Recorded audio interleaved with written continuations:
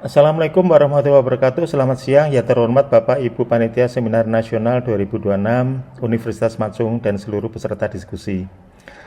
Perkenalkan, saya Saifuddin dari Institut Seni Indonesia Yogyakarta. Kami akan mempresentasikan riset kami yang berangkat dari sebuah fenomena yang mungkin membuat banyak desainer grafis akhir-akhir ini overthinking sebelum tidur. Yang kami beri tajuk dari representasi ke interaksi, pergeseran paradigma komunikasi visual bias human dalam lingkungan digital berbasis AI. Bapak Ibu, mari kita akui realitas pahit ini, desainer kini bukan lagi penguasa tunggal atas kanvasnya. Kehadiran kecerdasan buatan generatif telah mendisrupsi otoritas konvensional kita. Mesin sekarang tidak sekedar menunggu diklik, tetapi secara otonom ikut mengambil keputusan estetis, kadang tanpa permisi. Dulu kita sangat nyaman dengan paradigma human-centered design. Berangkat dari strukturalisme Saussure, desainer adalah pusat tata surya penciptaan makna. Ide manusia masuk ke perangkat lunak, kemudian bertindak sangat pasif, itu perangkat, lalu keluar menjadi representasi visual yang linear. Kita adalah problem solver mutlak. Tapi sekarang masuklah Gen AI yang merusak tatanan tersebut. Mesin ini merakit gambar secara otomatis melalui komputasi probabilistik, berubah dari sekedar alat pasif menjadi mitra kolaboratif yang cerewet dan memiliki agensinya sendiri. Akibatnya, otoritas kendali kita runtuh. Mesin ini bekerja murni berdasarkan kalkulasi statistik dan sejujurnya sangat minim pemahaman budaya. Ketika AI mulai berhalusinasi secara algoritmik, maka desainer yang masih berpikir linear akan kelabakan dan kehilangan kendali atas pesan visual aslinya. Dalam tabel transisi ini, kita bisa melihat perbedaannya ya. Dari awalnya peran kita adalah pencipta tunggal, kini kita terdegradasi atau berevolusi menjadi kurator, negosiator.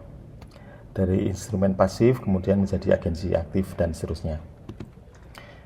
Mengetik prompt itu bukanlah memberi titah kutelak seperti komandan militer. Prompt adalah ruang negosiasi hibrida. Mesin secara aktif akan menyisipkan gaya visual dari data yang ia hafal, berkompromi dan intensi organik kita.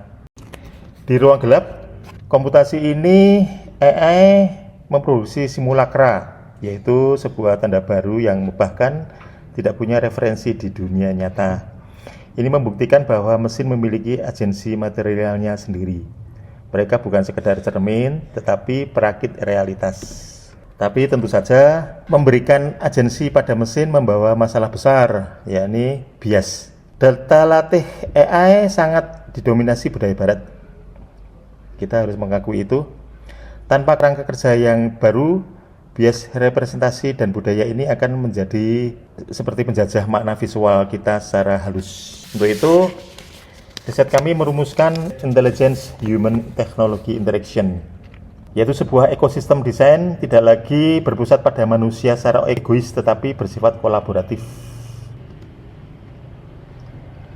Ada 3 pilar utama yang kami usulkan. Yang pertama, transparansi agensial.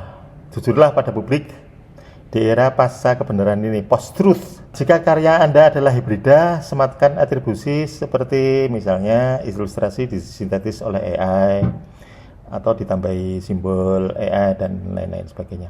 Tetapi layout ini hasil keringat desainer tentu saja. Ini penting untuk etika akademis dan profesional.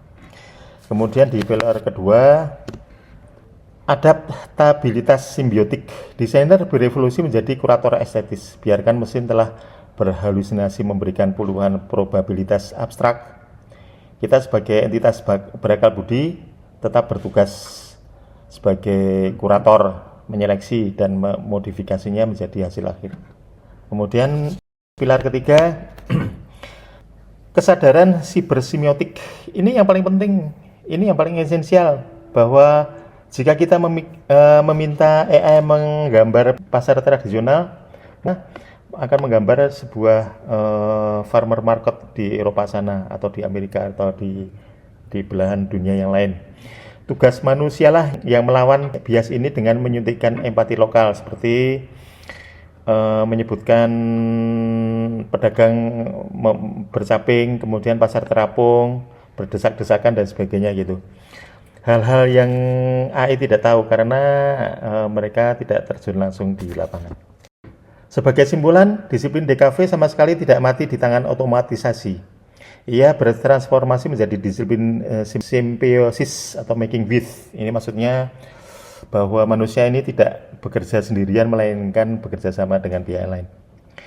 Desainer masa depan yang sukses bukanlah mereka yang menolak keras teknologi, melainkan mereka yang mampu berharmoni secara cerdas, transparan, dan etis dengan mesin.